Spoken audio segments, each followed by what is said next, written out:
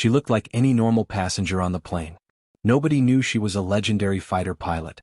But when a crisis hit and F-35 jets were called to help, something amazing happened. The elite pilots recognized her call sign over the radio and immediately stood at attention to honor her. Before you watch full story, comment below from which country are you watching. Don't forget to subscribe. Maya Chen looked like any other business traveler boarding Flight 227 from Washington, D.C. to Los Angeles. She wore dark jeans, a simple white shirt, and carried a small black backpack. Her boarding pass showed seat 14C middle section, nothing special. The gate agent barely glanced at her ID before waving her through. As she walked down the jet bridge, Maya moved with quiet confidence but nothing that would catch anyone's attention. She'd learned long ago how to blend in during civilian travel. No military bearing, no pilot swagger, nothing that might start conversations she didn't want to have. The flight attendant, Jessica, smiled politely as Maya found her seat. "Can I help you with your bag?" "I'm fine, thanks," Maya replied softly, sliding her backpack under the seat in front of her. The businessman next to her, Robert, was already talking on his phone about some deal in California. When he hung up, he turned to Maya with a friendly smile. "Business or vacation?" he asked, the standard airplane conversation starter. "Just visiting family," Maya answered simply, pulling out a book. She'd learned that mentioning family usually ended questions quickly. People respected privacy when it came to personal visits. Robert nodded and returned to his laptop. The woman across the aisle was reading a magazine. A family with young children occupied the row behind them. Everything completely normal. What none of them knew was that Maya Chen had spent the last 12 years flying the most advanced fighter jet ever built. She wasn't just any F-35 pilot, she was one of the first female pilots selected for the Lightning II program. Her classified record included aerial victories that would never be publicly acknowledged and test flights that pushed the stealth fighter to its absolute limits. Her call sign was Phoenix, earned after she'd brought a badly damaged F-35 home from a classified mission, landing with half her systems dead and fuel leaking from multiple hits.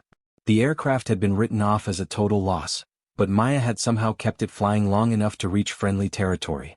But today she was just another passenger hoping for an on-time arrival and decent airline food. As Flight 227 pushed back from the gate, Maya closed her eyes and tried to relax.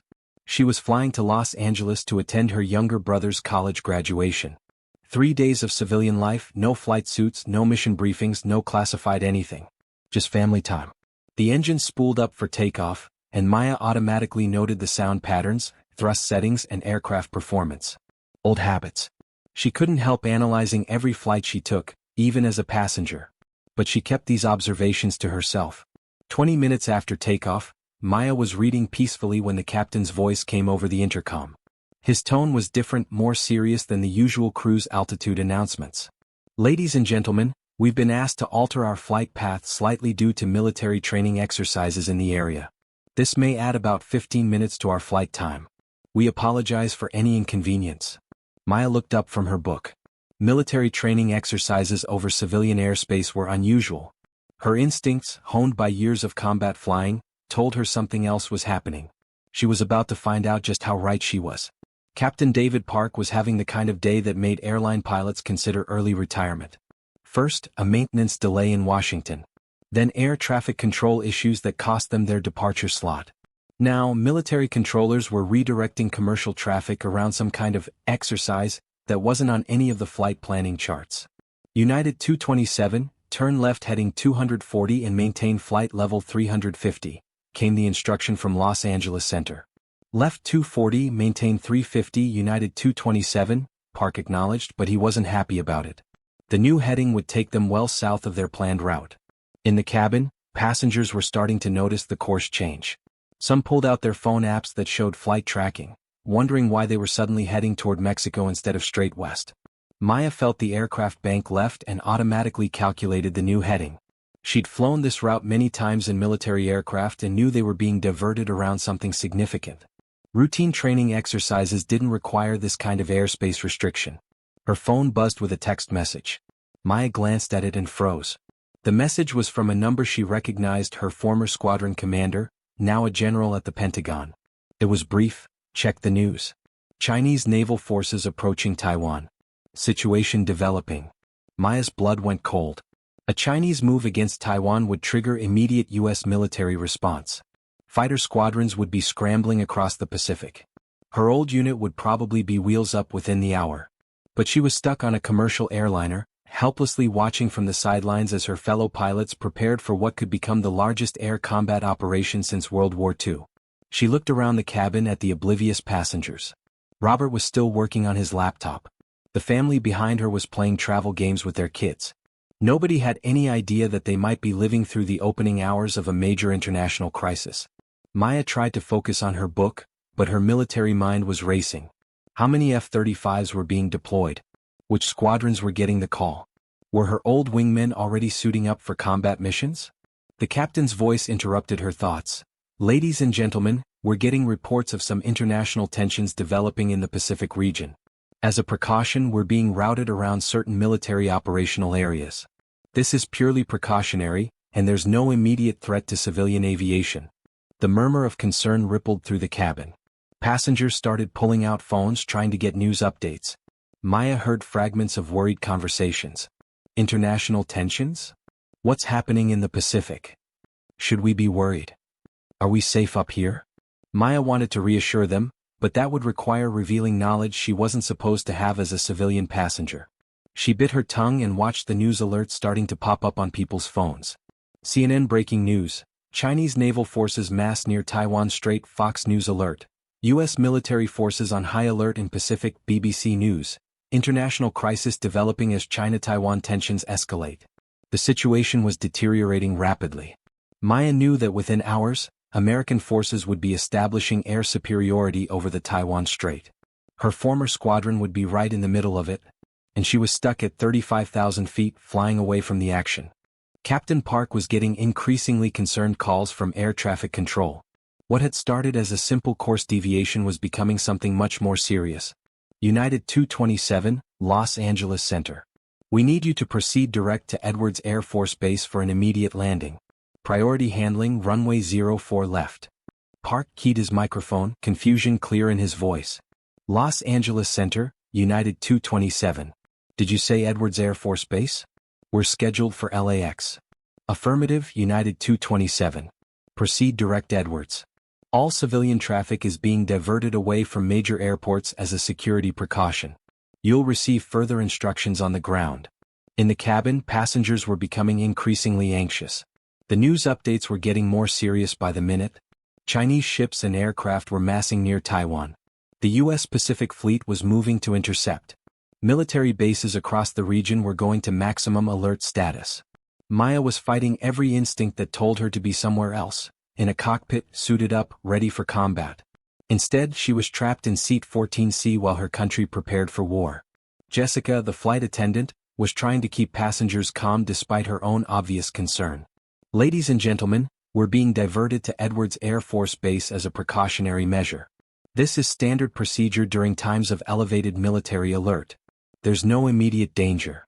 Robert, the businessman next to Maya, looked terrified. Edwards Air Force Base? Isn't that where they test experimental aircraft? Why would they send a commercial flight there? Maya could have explained the reasoning. Edwards had long runways, excellent security, and was far from major population centers. It was a logical choice for protecting civilian aircraft during a military crisis. But she remained silent. The aircraft was descending now, passing through cloud layers over the California desert.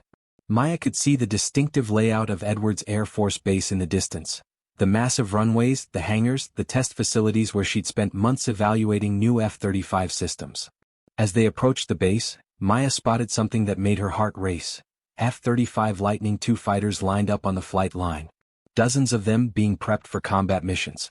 Ground crews swarmed around each aircraft, loading weapons and fuel. She recognized the tail markings of several squadrons, including her old unit, the 388th Fighter Wing from Hill Air Force Base. They'd been deployed to Edwards as part of the rapid response to the Taiwan crisis. Maya pressed her face to the window, watching her former colleagues prepare for war while she remained stuck in civilian clothes on a passenger jet.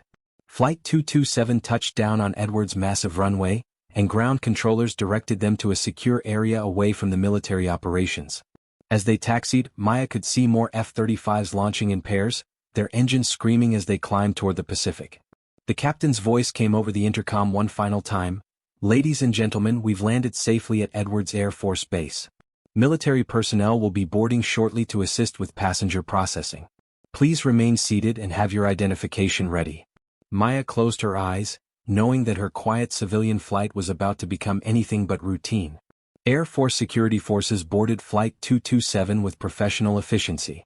They were checking passenger manifests against security databases, looking for anyone who might pose a threat or require special handling during the crisis. Staff Sergeant Miller was working his way through the cabin, checking IDs and asking routine questions. Most passengers were nervous but cooperative. This was obviously their first experience with military security procedures. When he reached row 14, Miller took Maya's driver's license and ran it through his handheld scanner. The device beeped and additional information appeared on the screen. Miller's eyes widened as he read the details. "Ma'am," he said quietly, "could you step aside with me for a moment?" Maya nodded and followed him to the front of the aircraft, where other passengers couldn't overhear. She'd expected this. Her military record would flag in any security screening, especially during a crisis. Miller was young, probably fresh out of basic training, but he was professional. "Ma'am, my scanner shows you have an active security clearance and prior military service. I need to verify some information with my supervisor." "Of course," Maya replied calmly. Miller stepped away and spoke into his radio. Maya couldn't hear the entire conversation, but she caught fragments. Former F-35 pilot, classified clearance, Phoenix call sign. When Miller returned, his demeanor had completely changed. He was standing straighter, more respectful. "Colonel Chin, my supervisor requests that you remain available for possible consultation. There may be opportunities to assist with current operations." Maya felt a surge of anticipation mixed with dread. They wanted her expertise, which meant the situation was serious enough to consider bringing retired pilots back into service. "I understand," she said simply. As the other passengers were processed and escorted to a temporary holding area, Maya was taken to a different location, the base operations center where active duty personnel were coordinating the military response to the Taiwan crisis. The ops center was controlled chaos. Wall-mounted displays showed aircraft positions across the Pacific. Radio chatter filled the air as pilots reported in from various missions. Staff officers moved between workstations, coordinating logistics for what was shaping up to be a massive deployment. Colonel Sarah Martinez, the base commander, approached Maya with a grim expression. "Colonel Chin, thank you for making yourself available. I know this isn't how you planned to spend your family visit." "What's the situation, ma'am?" Maya asked. Martinez gestured to the main display screen, which showed the Western Pacific region. Red symbols indicated Chinese naval and air forces. Blue symbols showed American assets moving to intercept. Chinese forces began moving against Taiwan 6 hours ago. Initial reports suggest a full-scale invasion attempt. The president has ordered immediate military response to defend Taiwan under the Mutual Defense Treaty. Maya studied the display, her combat pilot instincts automatically analyzing the tactical situation. How many F-35 squadrons are being deployed? Every available Lightning II is being pushed to the Pacific, including pilots with less than minimum qualifications. We're short on experienced F-35 pilots, especially those with combat experience. Maya understood what Martinez was really saying. They needed every qualified pilot they could get, including retirees who could be recalled to active duty. "Ma'am," Maya said carefully, "if you're asking what I think you're asking, I need you to know that I retired for good reasons. I've been out of the cockpit for 6 months. Martinez nodded. "I understand, Colonel. But right now we have brand new F-35 pilots being assigned to combat missions. They have the training but they don't have the experience. They need someone like you, someone who's been in real air-to-air combat, who knows how to bring everyone home alive." Through the operations center windows, Maya could see another flight of F-35s launching into the desert sky. Somewhere among those pilots were young aviators who would be facing combat for the first time, probably within the next few hours. She thought about her brother's graduation ceremony, about the family time she'd been looking forward to, about the civilian life she'd worked hard to build. Then she thought about those young pilots flying into combat without the benefit of experienced leadership. "What do you need me to do?" Maya asked. Within 2 hours, Maya was back in a flight suit for the first time in 6 months. The familiar weight of survival gear, the smell of jet fuel, the controlled urgency of pre-flight preparations, it all came flooding back. The F-35 Lightning II assigned to her was tail number 12 to 5049, a Block 4 aircraft with the latest upgrades. As Maya walked around the stealth fighter during her pre-flight inspection, muscle memory took over. Every check, every system verification, every safety procedure was exactly as she remembered. Her crew chief, Technical Sergeant Rodriguez, was a professional who clearly knew his business. "Ma'am, the aircraft is fully mission capable. Weapons load is 6 AIM-120C missiles and 2 AIM-9X Sidewinders. Full fuel load, all systems green." "Thanks, Sergeant," Maya replied, reviewing the aircraft's logbook. "Any maintenance issues I should know about?" "None, ma'am. This bird just came out of depot maintenance last month. She's ready for whatever you need to do." Maya climbed into the cockpit and began the startup sequence. The F-35 systems came online with familiar electronic chirps and status displays. Despite being away for 6 months, her hands moved automatically to the correct switches and controls. As she ran through her pre-flight checks, Maya's radio crackled with a transmission from the tower. "Phoenix 01, you're cleared to taxi runway 04 left. Contact departure on 327.8. Hearing her old call sign again sent a chill down Maya's spine. She was Phoenix again, no longer Maya the civilian passenger, but Colonel Chen, F-35 pilot, ready for combat. She taxied toward the runway, passing rows of other Lightning IIs being prepared for deployment. Ground crews worked frantically to arm and fuel aircraft as quickly as possible. Everyone understood that time was critical. As Maya reached the runway, her radio came alive with a transmission that surprised her. "Phoenix 01, this is Viper 21. Welcome back to the fight." Maya recognized the voice immediately, Lieutenant Colonel Jake Thompson, one of her former squadron mates who was now leading a 4-ship formation of F-35s preparing for deployment. "Good to hear your voice, Viper 21, Maya replied. "Didn't expect to see you out here today. None of us did, Phoenix. But when we heard you were suiting up again, word spread fast. Every F-35 pilot on this base knows who you are and what you've done." Maya was cleared for takeoff and advanced the throttles. The Lightning II's powerful engine pushed her back into her seat as the aircraft accelerated down the runway. Within seconds she was airborne, climbing into the California desert sky. But as she reached altitude and turned toward the Pacific, Maya had no idea that her return to combat flying was about to create a moment of military tradition that would be remembered for decades. As Maya flew west toward the Pacific, she joined up with a massive formation of F-35 Lightning IIs heading for deployment areas near Taiwan. Aircraft from multiple squadrons were converging on the same general heading, creating one of the largest stealth fighter formations ever assembled. Her radio was busy with routine formation flying calls as pilots checked in with their flight leads and coordinated positions. But Maya began to notice something unusual in the chatter. "Phoenix 01, this is Falcon 12. Sir, is that really Colonel Chen flying Phoenix?" "Falcon 12, Phoenix 01. "Affirmative." There was a pause, then, "Ma'am, it's an honor to be flying with you." Similar transmissions began coming from other aircraft in the formation. Young pilots who had heard stories about Phoenix and her combat record were realizing they were flying alongside a legend. "Phoenix, this is Razor 31. Ma'am, my instructor at pilot training used to tell us about your night recovery at Bugram.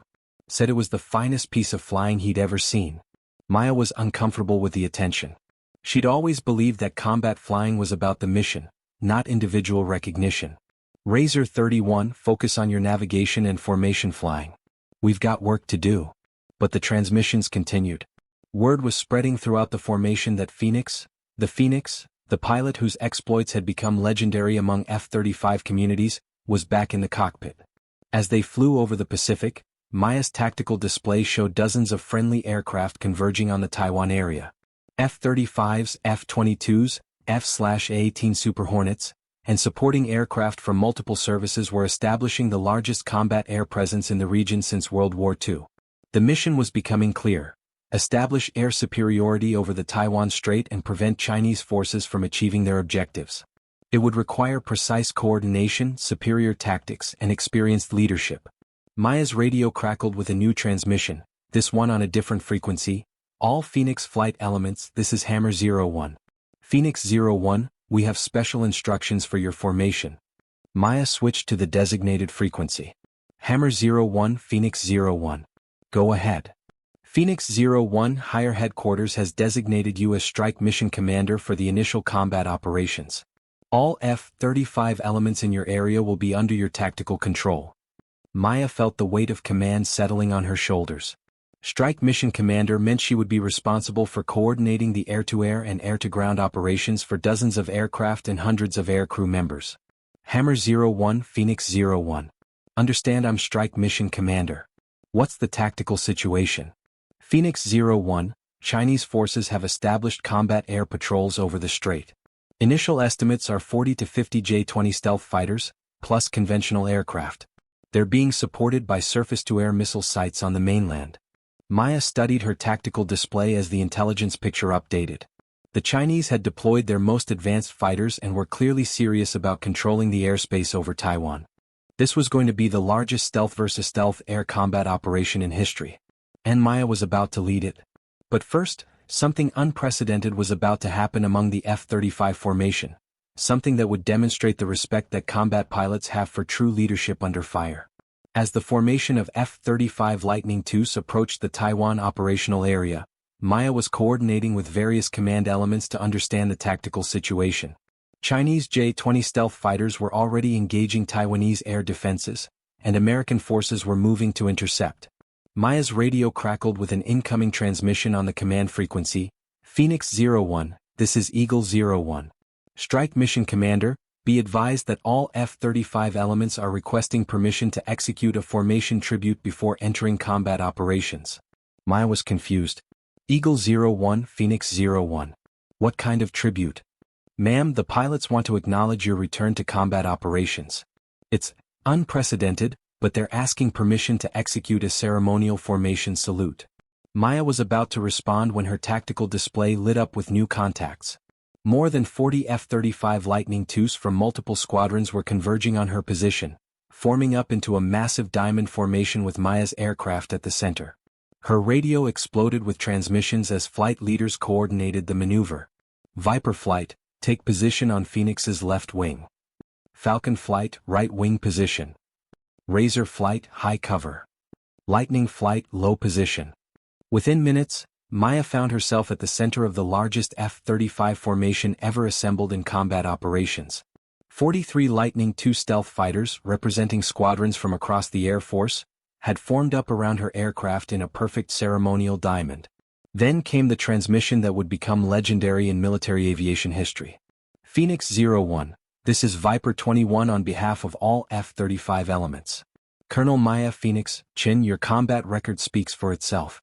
12 years of distinguished service, multiple aerial victories, and leadership that saved countless lives in combat operations. Today, as we enter combat together, every pilot in this formation wants you to know that we consider it an honor to follow your lead. Maya's throat tightened with emotion. She looked around at the magnificent formation of stealth fighters, each one piloted by a young aviator who was about to face combat for the first time. Furthermore, Viper 21 continued, in recognition of your service and in accordance with military tradition, all F-35 elements are executing a ceremonial salute to acknowledge your leadership and welcome you back to combat operations. What happened next was something that had never been done before in the history of stealth fighter operations. In perfect synchronization, all 43 F-35s in the formation executed a wings-level turn, bringing their aircraft into a precise military salute position while maintaining formation integrity.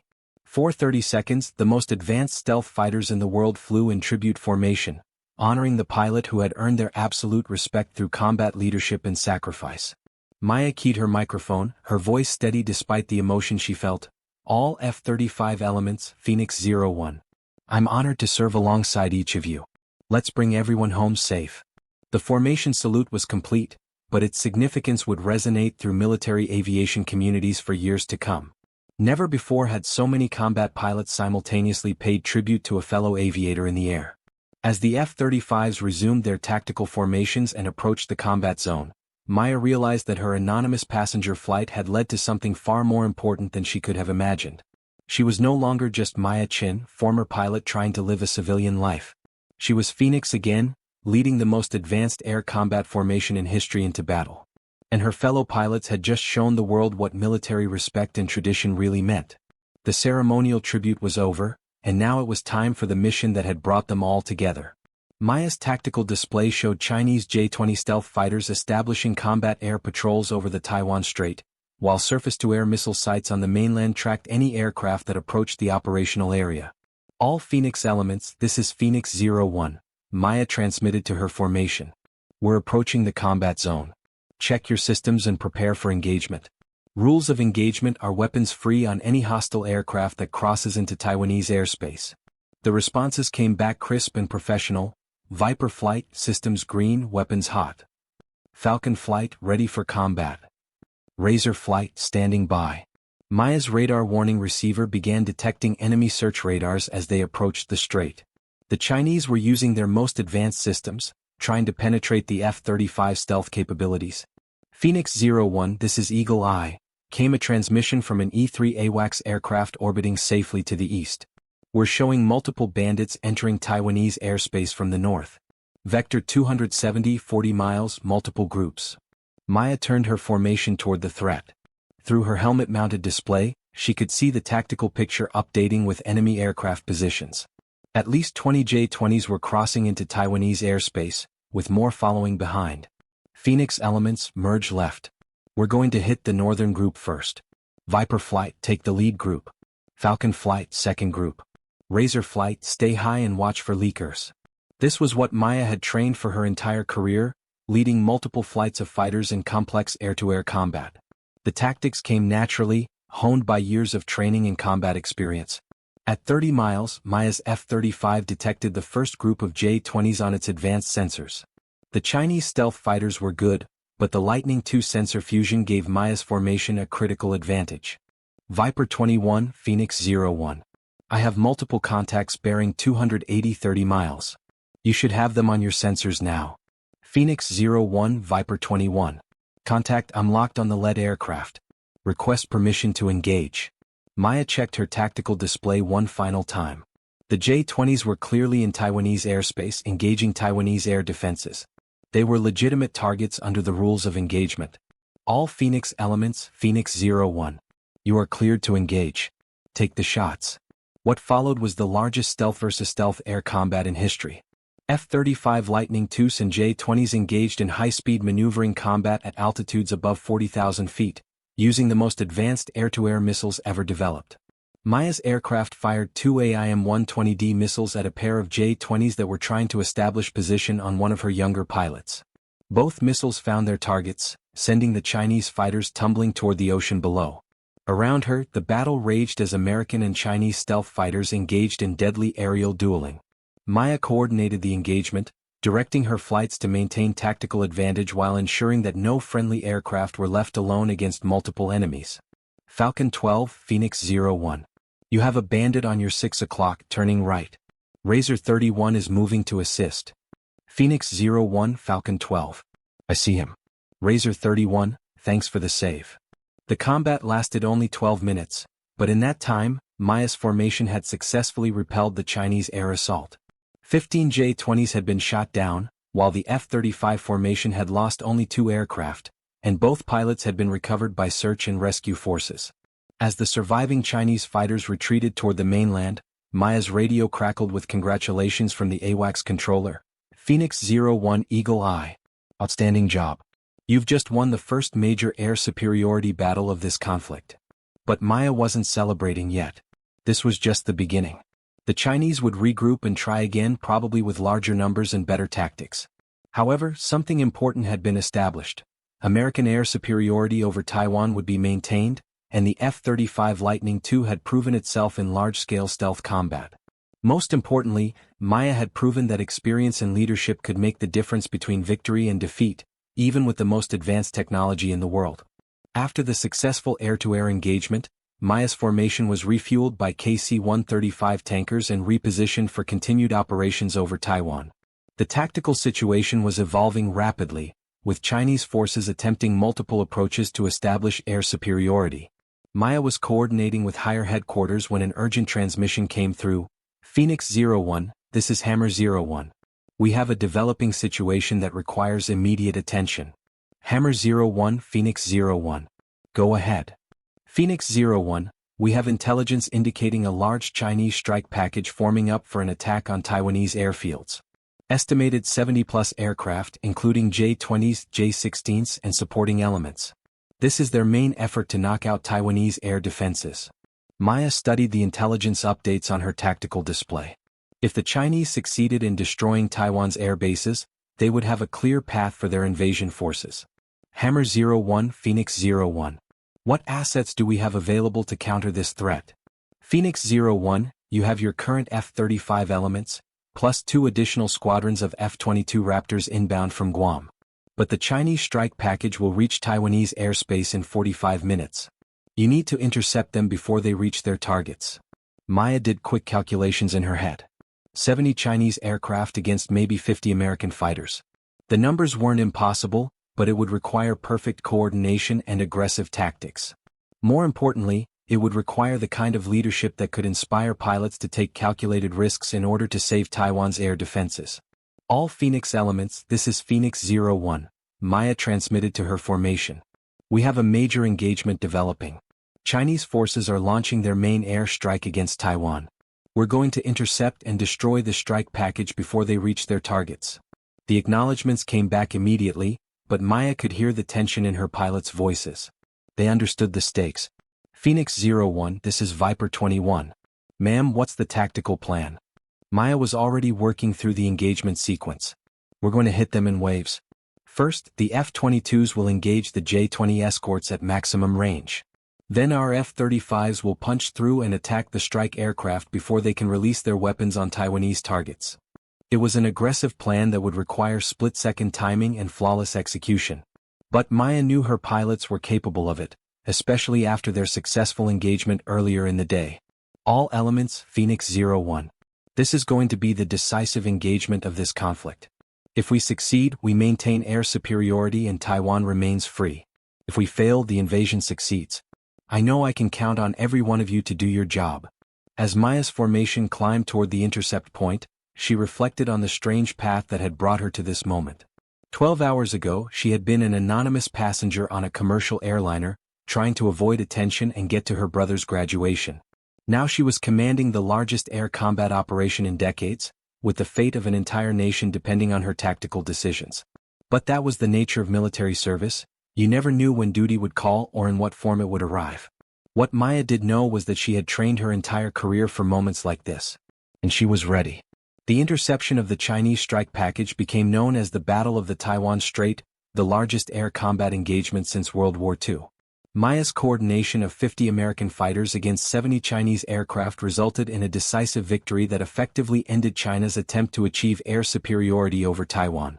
When the battle was over, 38 Chinese aircraft had been shot down, including most of the strike aircraft that had been targeting Taiwanese air bases.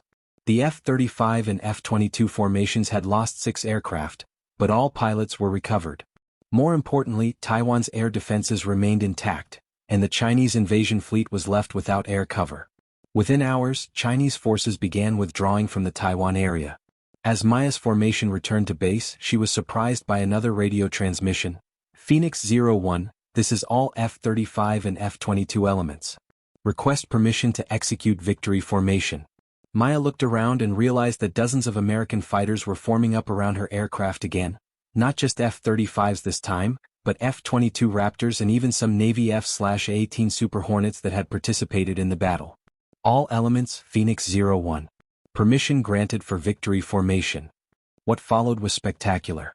More than 60 American combat aircraft formed up in a massive diamond formation over the Pacific Ocean, with Maya's F-35 at the center. It was a tribute not just to Maya's leadership, but to the teamwork and courage that had won the battle. As they flew toward Taiwan in victory formation, Maya's radio crackled with a transmission from Taiwanese air traffic control. American aircraft, this is Taipei Control. On behalf of the people of Taiwan, thank you for preserving our freedom. You will always be welcome in our airspace. The formation flew over Taiwan's capital city, where thousands of people had gathered in the streets to wave at the American aircraft that had saved their country. Maya could see the crowds through her cockpit canopy, and she understood that this moment would be remembered for generations. But for Maya personally, the most meaningful moment came when her formation landed back at their forward operating base. As she shut down her engines and climbed out of her cockpit, she was met by dozens of pilots from multiple squadrons. Without a word, they all stood at attention in a traditional military salute, not just to acknowledge her rank, but to honor her leadership in combat. Lieutenant Colonel Jake Thompson, her old squadron mate, stepped forward. Ma'am, on behalf of every pilot who flew with you today, thank you for showing us what leadership looks like under fire. Maya returned the salute, then looked around at the young faces surrounding her. These pilots had proven themselves in combat, but more importantly, they had proven that American military aviation traditions of excellence and courage were alive and well. The honor was mine, Maya replied simply. Later that evening, as Maya finally had a chance to call her brother and explain why she had missed his graduation ceremony, she reflected on the day's events. She had started as an anonymous passenger trying to avoid attention, but had ended up leading the most significant air combat operation in decades. Her brother was understanding, of course. Maya, you literally saved a country today. I think that's a pretty good excuse for missing graduation. As Maya prepared for another night of combat operations, the Taiwan crisis wasn't completely over yet. She realized that her attempt to transition to civilian life had been permanently derailed. But she was okay with that. Some people are called to serve in ways that transcend normal life, and Maya had found her calling in the cockpit of an F-35 Lightning II, leading others into combat and bringing them home safely. The anonymous passenger was gone forever. Phoenix was back and she was exactly where she belonged. 6 months later, Colonel Maya Phoenix Chin was featured on the cover of Aviation Week magazine with the headline, "The Legend Returns." The article described her transition from anonymous airline passenger to combat commander in a single day, and the unprecedented tribute paid to her by fellow F-35 pilots during combat operations. But Maya herself remained focused on her primary mission, training the next generation of stealth fighter pilots at the Air Force's elite test pilot school. The young pilots who had flown with her over Taiwan still sought her out for advice and mentorship. They called her the Phoenix with a mixture of respect and awe, knowing they had witnessed something extraordinary, not just exceptional flying skills, but leadership that inspired others to achieve more than they thought possible. Maya's brother eventually got his graduation ceremony recognition when she was awarded the Distinguished Flying Cross in a ceremony at the Air Force Academy. He sat in the front row as the Chief of Staff of the Air Force described her actions over Taiwan as the finest example of combat leadership in the modern era of stealth aviation. But for Maya, the real reward came every time she saw one of her pilots, the young aviators she had led into combat, successfully complete a mission and return home safely. They carried forward the lessons she had taught them, that technology alone never wins battles, that experience matters more than advanced systems, and that true leadership means being willing to put yourself at risk to protect others. The anonymous passenger seat was a thing of the past. Maya Chin had found her true calling not just as a combat pilot, but as a leader who could transform ordinary pilots into extraordinary warriors when the mission demanded it. And in the world of military aviation, there was no higher honor than the respect of fellow pilots who had seen you perform when everything was on the line. The F-35s continued flying their missions, but they now carried with them the legacy of the day when dozens of the world's most advanced stealth fighters stood at attention in the sky, honoring the pilot who had shown them what it truly meant to serve with distinction. Maya Phoenix Chin had proven that heroes aren't born, they're forged in moments when ordinary people choose to do extraordinary things, even when no one expects them to be anything more than a quiet passenger in seat 14C.